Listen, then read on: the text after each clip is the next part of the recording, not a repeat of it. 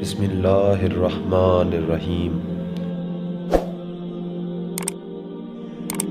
یحییٰ نامی ایک عالم بیان کرتا ہے کہ میں ایک عرصہ تک مدینہ میں حضرت علی علیہ السلام کے پڑوس میں رہا۔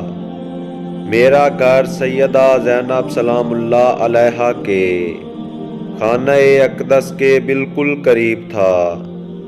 میں خدا کی قسم کھا کر کہتا ہوں کہ تمام عرصہ میں نے نہ تو زینب کبریٰ سلام اللہ علیہا کا کبھی قد و قامت دیکھ پایا اور نہ ہی میں نے کبھی ان کی آواز سنی۔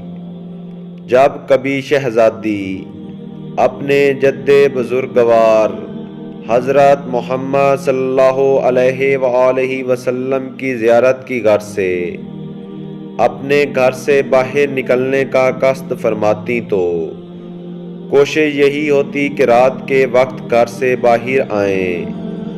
جب بھی ایسا موقع آتا تو امام حسن علیہ السلام آپ کی دائیں طرف، امام حسین علیہ السلام بائیں طرف اور خود امیر المؤمنین حضرت علی علیہ السلام آگے آگے تشریف لاتے۔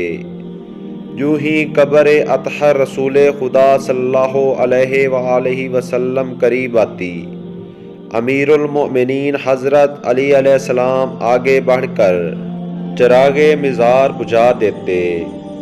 امام حسن مجتبی علیہ السلام نے ایک روز ایسا کرنے کی وجہ دریافت کی تو حضرت امیر المؤمنین علی علیہ السلام نے جواب دیا، مجھے خوف ہے کہ کوئی شخص تمہاری بہن زینب سلام اللہ علیہا کے قد و قامت کا اندازہ نہ کر پائے۔